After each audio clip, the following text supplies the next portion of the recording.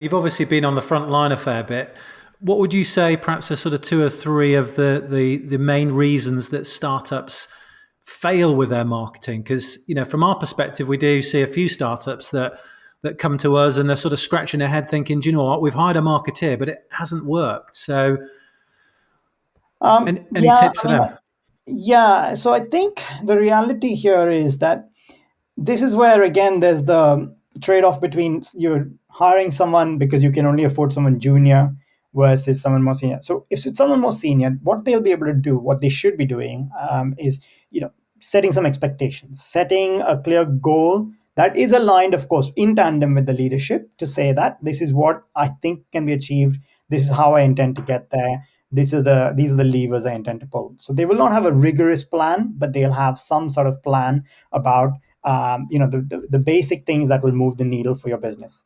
So that's the challenger. If you hire someone more junior, expect to be doing the KPIs and stuff for them, not with them necessarily. And if it's someone more senior, it's probably with them. Of course, if it's someone really senior, then you can probably afford to just hand over reins and let them run with it.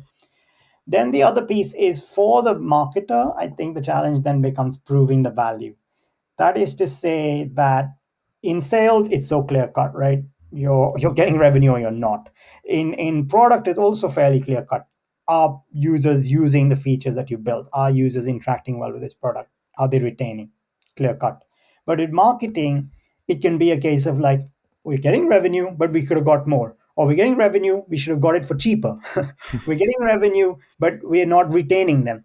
It all becomes the marketer's problem. So I would say then that like that's where a marketer has to be able to, even if it's a junior person, I'm challenging all of them at this moment to definitely be able to say, look, this is what I was trying to achieve from this. This is not a campaign that was definitely going to get us, 1 million pounds of revenue day after tomorrow. If enterprise sales, I'm sure the founder also understands this. They can't have an unrealistic expectation of a junior marketer really driving all that. But they'll say, these are my bets. This is what I want to do, and this is how it'll pan out in 3 to 4 to 6 months. Okay, and in the meantime there will be these amount of leads that might come in. This is the amount of spend that I foresee.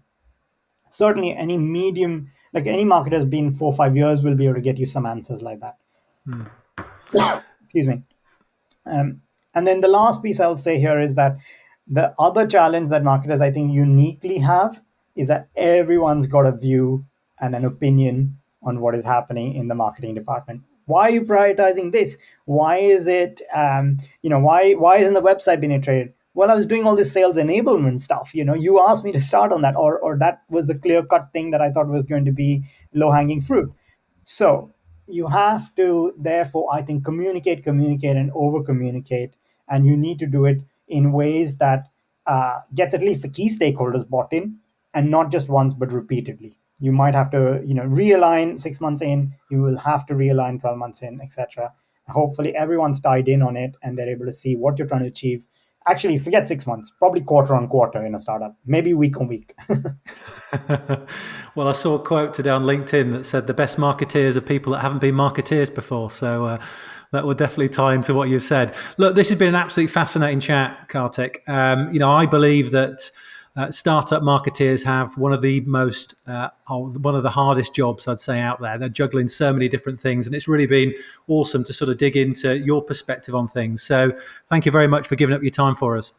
Hopefully this leads to some startups, hiring good marketers, but also coaching them, understanding their pain and challenges. As you said, you'll be placing a lot of marketers. Make sure that the founders are able to give them a helping hand, because then what you'll achieve, I think, more than any other hire, is you'll hopefully get someone who is able to take you through the cycles of you've challenged and succeeded in one market versus the second market versus the third market, and that is what leads to you being a really scalable disruptor, as opposed to we managed to upend one market and not the others. And I'm doing this because I love disruption. I think that the world needs more dynamism, and that's what's in it for me.